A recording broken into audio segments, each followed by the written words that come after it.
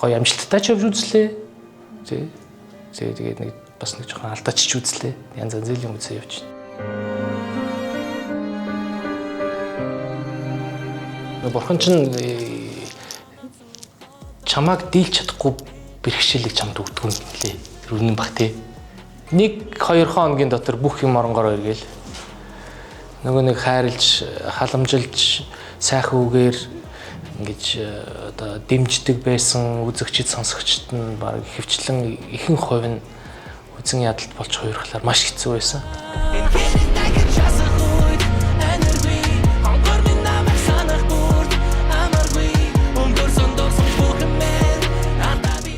Нэрээ яах уу гэж яхад бол манай Жигүүр Рандын Батөр ах маань намайг ардаа битээ санаа зов. Ах нь байгаа. Гэр бүлийн асуудал, байр савны асуудал, тэр мөнгө санхүүгийн асуудал дээр бүү санаа зов. Алдаа гаргасан чинь муу байна. Одоо яа их вэ, тий? Одоо яа их вэ? Хоёул урагшаа хараад алхах хэрэгтэй. Тэгээд миний хөө сэтгэл санаагаар их унахгүй байхыг хичээгээрээ 2 жил цэрэгт явчаад ирсэн гэж хэлээл. За миний хөө тэгээд гарч ирээ залхаараа гэл. Тэгэл уцаад таслаа та. Тэгэд бол тэгэл өстө уйлахчцүү баярлаач гэж хэлчихсэн. Тэгээд юу ч хэлж чадахгүй тэгэл дүүд тэгэл хэлсэн. Тэгэл маргааш нь шитгэлээ хүлээсэн дээ. Маш их юм суралцсан бид энд. Төвчээр нэгдүгээр хамгийн түрүүнд төвчээр. Хүнээс үг цанс сурсан. Хүн загин жахад дууга зогсорсон. Мах эвдэж сурсан. Тэрч бол чинь тэл эвдлээ шүү дээ. 2 жилийн турш 100 гаруй ном уншлаа. Маш их мэдээлэл авлаа. Зэч хусаад арилахгүй асуудал гэж хүмүүс ярьж байгаа мөртлөө тэгээд би их юм суралцсандаа л бас баярлж байна. Унах нь чухал биш, босох нь чухал гэдэг шүү дээ.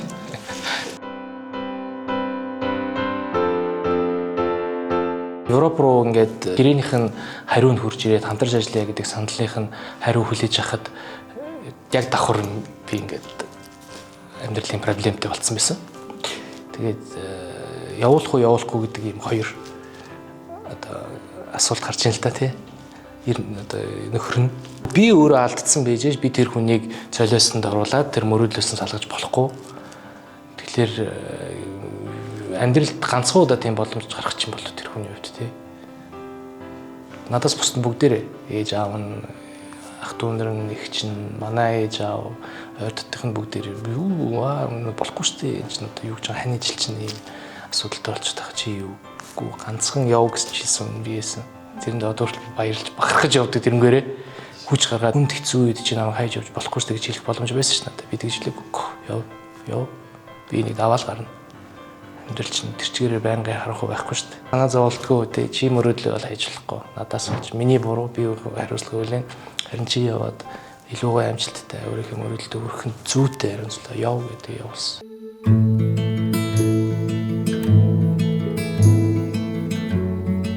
Ах чаргагүй миний ард одоо нэг миний сумыг зөгөөл те явж исэн хүн бол байж чадсан. Ах чаргагүй. Гэхдээ би өөрөө явуулсан байхгүй. Би өөрөө явуулсан. Би зүгээр явуулахгүй гэдэг нэг жоохон тийм нэг шинж тэмдэг ингээл өгсөн бол явахгүй л байсан баг. Гэхдээ би тэр хүний мөрөөдлийг хөндлөх ёстой. Тэр хүн чинь тусдаа өөр ингэсэн хүсээд байгаа зүйл нь байг. Би алдснаас болж тэр хүний мөрөөдлийг өгөөж болохгүй байхгүй. Тэр чинь маш том эгоизмын асуудал шүү дээ. Хизээ чимээ намайг ганцаар орхиогүй хамстаа үлдэж итгэсэн юм болгоо хонгорхон чимээ бүхнээс эрхэм шүү хангаас нэлэн эрдэн юм болгоо 50 нас хүрчээд хамт амьдарч байгаа ч гэсэн нэг өглөө босч ирээд чи тэрийг намайг явуулчих нь яавтал гэж хэлвэл юугаа бодсон байх тий. Чи намайг ганцаар орхиогүй хамтдаа үлдэж итгэсэн юм болоо. Монгол айхтар өгнөд байна шүү дээ тий. Би бол сэтгэл холтно гэдэг юм болчихвол гэж боддог шүү дээ.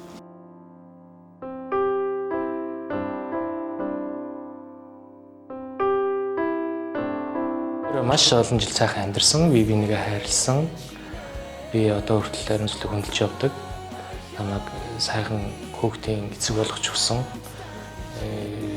Хизээд ч ямарт ч үед миний хэрэгцээ, миний ямар нэгэн тусалцаа гарах юм бол би заавал туслана.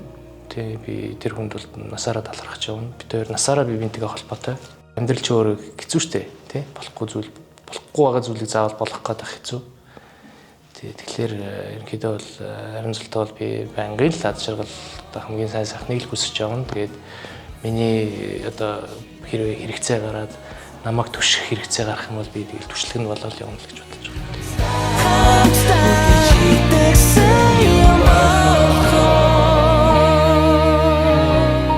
Юунаас эхэлж исэн, юун дээр санаа зовж исэн, юу мөрөөдөж исэн гэдэг зүйлийг бүгдийг ингээд 5-3 хатгаар мэдчихэж байгаа юм чинь тий. Тэгээд тэр хүний өнөөдөр ингээд өөрийнхөө мөрөөдөлтөө ингээд үнэнч өөрийнхөө дуртай юм хийгээд явж байгаа Монгол улсынхаа нэрийг тэр том зах зээлд, тэр том өрсөлдөөнтэй зах зээлд бас ингээд айгүй амжилттай явж байгаад нь бол би баярлдаг. Тэгээд бас сошиалар янз бүрийн мэдээлэл зэтэл гарах юм бол ороод хэрэлдэнэ тэр чинь бас тэгээд өмөр нь тий. Чи надад хайргүй болцсон юм уу гэдэг эмэгтэй хүмүүс айгүй асуудаг гэсэн тий. Тэр чинь боломжгүй шүү дээ. Нэг насандаа л ингээл бие биентэйгээ уулзраад тэр хүнд хайртай болоо, тэр хүн чамд хайртай болоо, хоёрын дундаас ч юм сайхан ертөнцийн хамгийн сайхан зүйл хүүхд төрөөд ингээ гарч ирчихнэ гэдэг чинь яаж хайргүй болох юм? Тэ? Буруу юм хийсэн бол тэгээ тэрэндээ одоо хариуцлага хүлээх чадaltaй л байх нь зүйтэй юм болов уу? Ард түмэн байхгүй бол бид нар л хинж биш шүү дээ. Хиний төлөө дуу хийж байгаа лээ тий. Хин нь бидний тоглолтыг хурж ирж өөрсдийнхөө цаг зав зовж олсон мөнгөө үрж тоглолтыг үзэж байгаа. Тэгэхээр ард түмэн байхгүй бол бид нар хинж биш шүү дээ. Тэр хамгийн түрүүнд одоо ард түмэн монголчуудаас гэхгүй баг бүгдээрнгээс л одоо брэдүүдж байна, орсуудж байна. Бүгдээрнгээс л дуучлах байхын зүйл гэж бодсон. Намайг бол манай хоёр татныхын хэрэггүй чимээгүй байл гэдээсэл та.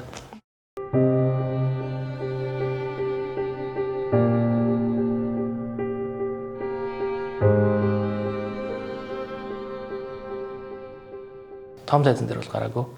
Угаасаа ч хинж гарах үү тэгээд. Хинж гарах уу айж имиж байгаа зохион байгуулагч нар ч бас байсан. Телевизийнхэн ч тэр чигтээ бүр тэр чигтээ хамтарч ажиллажсэн компаниуд бүгдээрээ гэрийг татсан. Ер нь тэгэл нэг нийгмийн шар, хог шар гэдэг юм болсон шүү дээ. Чи энэ тоглолтод оролцохгүй. Яах ч юм бэлээ тий. Тайзнаар гараад ирдэг 3000 үнийн тайзан дээр гараад ирдэг. Ямар ч зүйл болох юм байна. Хүлээж авахгүй зайлчих юм бол яаж вэ? Нөө болоог ураана. Тэгээд одоо шахуулсаар байгаа тайзан дээр гарсан. Маш айцтай байсан. Хурдгах шиг дууга дуусгаад орох юм шиг гэсэн тийм мэдрэмж төрчихсэн. Яг нэг дунд дуусч дахиулсан. Хоёр дахиулаад дуулаа дахиад дахиулсан. Хоёр дахиулсан. Би ч ингээд дуулаад орчиж байгаа юм шиг тэгсэн чинь дахиулаад дахиж гараад дуулаад тэгээд орсож ахиж дахиулаад тэгээд намайг чинь ариун нэг сараагч гар гэдэг. Дахиа гараа дахиж нэг дуудуулаа. Тэгээд буцаад би баласын артлын тайзны ардаа орсон чинь тэгэл манай топод гавьятууд бүгдээрээ за өмөрхөд ингээд жил гарan өнгөрчлөө. Тэг чи тоглолтоо хийх хэрэгтэй. Ард түмч чамайг уужилсан байна гэж хэлсэн. Надад хаяа лавгах тэгжилсэн. Тэр минь их тоглолтоо хийе одоо гэд. Тэгээд л ер нь тоглолтоо хийх санаадаа явж исэн чинь манай хашаа гэд найз маань хайртай шүү ээж гэдэг тоглолтыг хий. Жил болгон өнгөрсөн жил дэлгэр мөрөн тоглолтоо хийсэн. Энэ жилийн хайртай шүү ээж дээр чинийхийг хий гэдэг. Тэгсэн чинь би балас 7 хоногийн дотор билетэн дууссан. Би вау. Тэгээ нэг жоох урам төрж гисэн юм дараа жил нээжтэй тоглолт хийсэн юм чинь яг хашаатайгаа нийлээд бахархал гээд аавда зориулаад яа тоглолт. Би аавар бахархдаг гэсэн. Манай аавыг урлагийн салбар тэр чигээрээ мэднэ. Ааваар байгаа бахархаад аавда зориулаад бахархал гээд нэг тоглолт гэсэн. Бас 7 хоног дотор билетэн дууссан. Асар холын газараас авига хаяхан санхима авин бит хүнтэй танилцаарай ахтны бит газар үз гэсэн үг тань бодогдоо. Би чинь аюу харамсалтай авга алдсан л да. Гэр нь бол уушхны хавтар гэдэг өвчин бол надаас хойш ирсэн гэж одоо хүртэл би өөрийгөө буруудаж явдаг. Тийм дүгнэлт гарч ин лээ тэр сэтгэл зүйч дээр утсан чинь. Эцгийн нандин сургаал түмнийхээ ариун сэтгэлийг сэвтэхгүй л гэсэндээ Зураг авалтны ажилтай болоод тэрэн рүүгээ явж байгаа хооронд аль хэзээний тэр урт тавтар гэдэг оншин тогтоогдсон байсан. Тэгээд хизээ яваад их гэдэг мэдгүй. Тэр нэг айхтар хар өхөл гэдэг юм зүйл чинь одоо хизээ манай алгыг тогшоод ороод ирэх юм бол гэж хэлж мэдэхгүй юм чинь. Тэгэл яаж мэдвэ? Ягараа явсан 30 минутын дараа ээж залгасан. Тэгэл хилий болоо юм шиг яаж очсноо ч мэдэхгүй. Урсгал сөөрөлст ба. Би яаж самда асуулт ороод дөрөв удaalчих үгүй тий. Тэгэл тохиолдсон очиж амжаагүй. Тэгээд зүрхэн зогссон байсан. Тэгээд сүүлийн удаа автаа нэг ярилцаад нэг ойлголцоод надад хэлэх захиас бас зөндөл байсан баг хөрхий. Надад ч гэсэн асуух зүйлүүд байсан. Тэгээд тэрийгэ гүйцэж чадаагүй del их харамсдаг. Нүгэ хорон бүрий эндүүнэн аавыгаа дуулах юмаа. Хэрвээ би тэгж алдаж, хэрвээ би тэгж аавыгаа зовоож, хэрвээ би тэгж тэр хаалгыг татаж бүтэн 2 жилийн турш сэтгэл санаагийн тайван байлгах чадаагүй байснаас болж л ерөнхийдөө энэ өвчин ирсэн гэж би дотроо бодоод байгаа юм л да. Намрын бороо зөөлөн ширхэг аавын данч дуртай насыг нь зөөж буцаар байгаа шуудад хайртай өрөөдлөвч орчлон дүлтэн гэж надад хайртай өдрөөс өдөрт холцоор байгаа автаа би хайртай. Хүн чинь ерөнхийдөө хит их би гэдэг нэг өвчин тусгалаар л ерөнхийдөө болох байдаг юм байна. Би лаг би л гэдэг хүн ер нь бол за энэ удахгүй алтхан дэл гэсэн зүйл нь ойрхон байгаа юм шиг л одоо санагддаг болчиход байна. Тэгэхээр би ер нь тэрийг жоохон барьсаж жоохон зүйтэй юм. Би өөрөө ч гэсэн энэ арх гэдэг зүйлээс болж маш их цаг хугацаа алдаж, маш их эрүүл мэндэж хохирж, маш их болохгүй зүйлүүдийг хийж ингэж одоо нэгсэндээ өөрийнхөө амьдралыг балж явсан тийм болохоор энэ арх энэ сархад гэдэг зүйлнээс л хол байг юм шүү. Шуудахгүй яах вэ? Мэдээж найз нөхдөдөө уулзалгүй яах вэ? Гэхдээ энэ арх гэдэг зүйлээс халуусаа л гэж бас хэлмээр. Би амсахгүй л удаж байна одоо ер нь. Гэхдээ жил мэл арайж биш л дээ. Гэхдээ удаж байна. Тийм.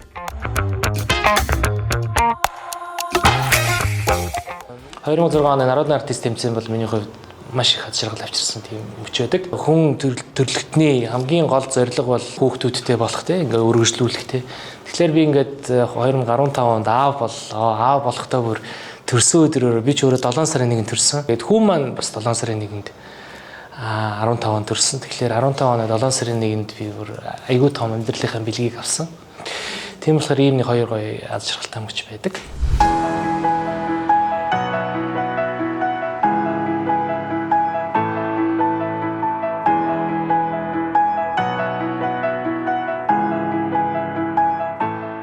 Аавын ажил бол маш чухал. Тэгээд ер нь хүүтэйг айгүй ойрхон байхыг хичээдэг. Няня аваад, жолооч аваад явуулах боломж байгаа ч гэсэн тэгмээргүй байна. Яг тэгэхээр ингээд хүүгийн амьдралд оролцох хэрэгтэй. Найз шиг байх хэрэгтэй. Дээрээс нь жоох хүүхд жижигхэн проблем гэж хэвчээ. Том жижигхэн асуудал тий. Том болох тусам асуудал нь томроод идэг болохоор тэг яваандаа ингээд надтай найзтайгаа ярьж байгаа юм шиг бүх юм хуваалцасаа гэж айгүй хүсэж байна л да. Тэгэхээр тэр үднээс ингээд хүүтэйг айгүй ойрхон байхыг хичээж байна. Амьдрал чинь ингээд болох зүйл нь яг цагтаа болдог гэж үнэхээр үний юм байна. Би чинь бүр ингээд 21 оноос хойш ингээд шин дуу хийх гээл ийшээч нэг хаалга тогшоол, тийшээч нэг уулзалт тэгээл ингээд ерөөсөө нэг л болж өгөхгүй ерөөсөө яах гэдэг юм. Ерөөсөө ингэдэг байсан.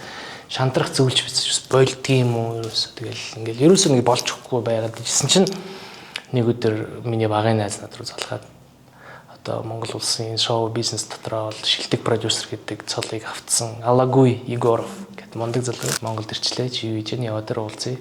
Яваад ирсэн студид байгуулсан аль хичээлийн өөр ажил юугаа эхлүүлсэн.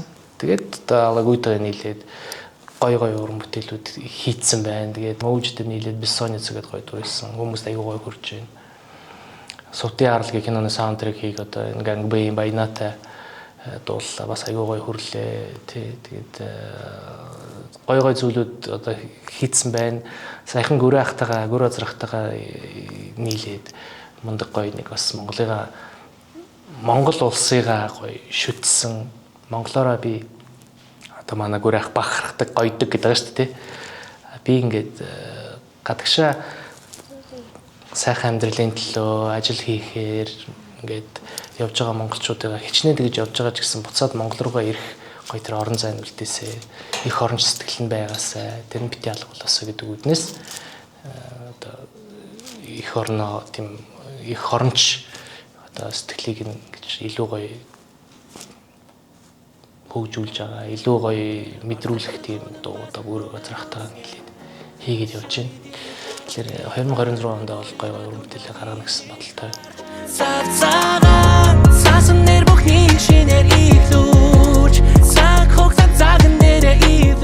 Тэрэл яг энэ утаан дотор төвчрэн дотор ингээл амьдрал ингээл стресстэй явж байгаа юм чинь тэрийгэ жоох ингээд арилгаад тэрнээсээ жоохон салах үүднээс би бинтэйгээ гоё илүү гоё энерггүй илүү гоё ажралтай илүү гоё позитив байдлаар хандаж би бинтэйгээ харьцацгаая л гэж уриалмаар байна.